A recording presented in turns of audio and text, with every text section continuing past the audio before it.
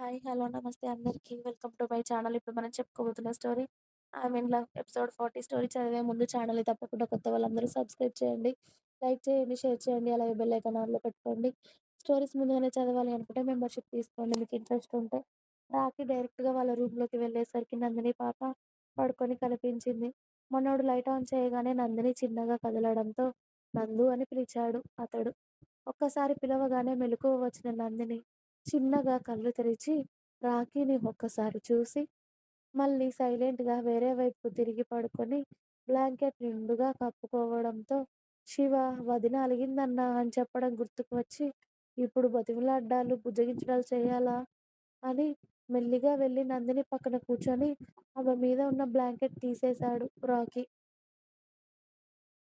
నందు నిన్నే అని రాకీ మరోసారి పిలిచినా కూడా ఆమె నుండి రెస్పాన్స్ లేకపోవడంతో మెల్లిగా ఆమె పక్కనే పడుకున్నట్టుగా బెడ్ మీదకి వాలి ఒక్క ఉదుటున ఆమెను అతడి వైపుకు తిప్పుకొని ఆమెను అతడి మీదికి తెచ్చుకోవడంతో నందిని అతడి దగ్గర నుండి లేవాలి అని చూసింది.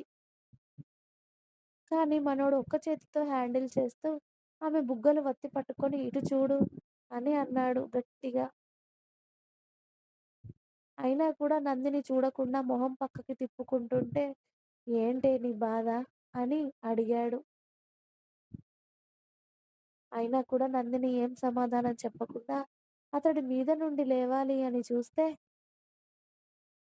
ఈసారి నందిని మేడంని బెడ్ మీదకు దొర్లించి ఈసారి ఆమె కదలకుండా మెదలకుండా రాకీ బాబు ఆమె బాడీని ఆక్రమించేసరికి రోడ్ రోలర్ కింద పడ్డ ఎలుక పిల్లలాగా అయిపోయి గిలగిలా కొట్టుకుంటుంది నందిని రాకీ బరువు మొత్తం ఆమె మీద వేసేసరికి.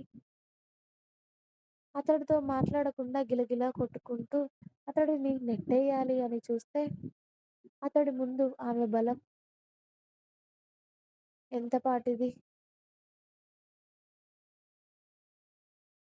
మాట్లాడొచ్చు కదా! అయినా కూడా మాట్లాడవా అని ఇంకా రాకీ బాబు గిలిగింతలు పెడుతూ ఉంటే నందిని తట్టుకోలేక అతడిని నెడుతుంది, ఏడుస్తుంది. కానీ అసలతడితో మాట్లాడకపోవడంతో మేడం గారు కాస్త సీరియస్‌గా ఉన్నారు అని అర్థం చేసుకున్న రాకీ ఇంకా కాసేపు అలానే ఉంటే ఊపిరాడక చస్తుందని ఆమె మీద నుండి పక్కకి తప్పుకొని ఆమెను వెనుక నుండి హగ్ చేసుకున్నాడు.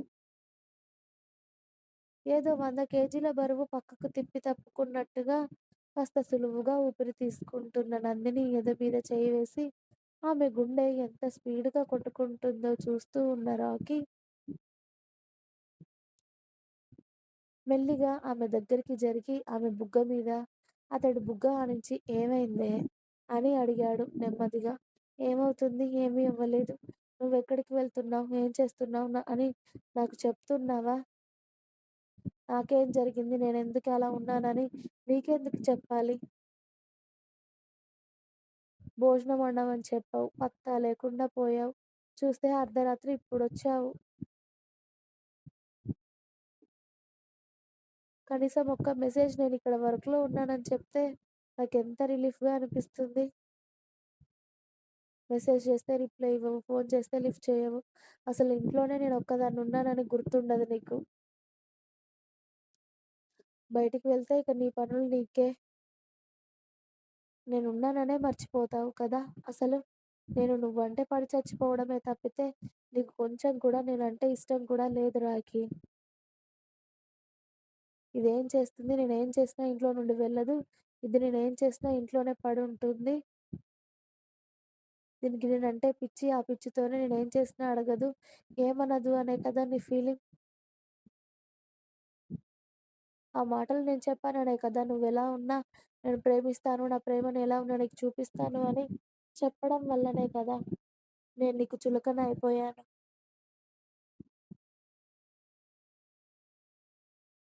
కనీసం నువ్వెక్కడున్నావు? ఏం చేస్తున్నావు? అని చెప్పడం.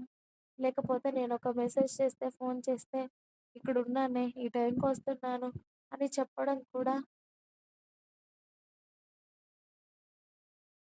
రాఖీ నీ నువ్వు నాతో మాట్లాడని కూడా నేను పనికిరానా? నేను పనికిరానా? అని నందిని వెక్కిళ్ళు పెట్టి ఏడుస్తూ ఉంటే రాఖీ ఆమె చెప్పిన మాటలన్నీ విని ఆమెతో ఏం మాట్లాడకుండా సైలెంట్‌గా ఆమె కన్నీళ్లు తుడిచి ఆమెను అతడి వైపుకు తిప్పుకొని ఆమెను గుండెలకు హత్తుకోగానే రాఖీని గట్టిగా పట్టుకొని ఇంకా ఎక్కువగా ఏడుస్తుంది నందిని. ఇంకా ఉంది. మీకు నా స్టోరీస్ నచ్చినట్టయితే ప్లీజ్ లైక్ చేయండి, షేర్ చేయండి. అలాగే ఛానల్‌ని తప్పకుండా కొత్త వాళ్ళందరూ సబ్స్క్రైబ్ చేయండి. Please subscribe my channel. Thanks for watching my video. By by. Please like, share and subscribe.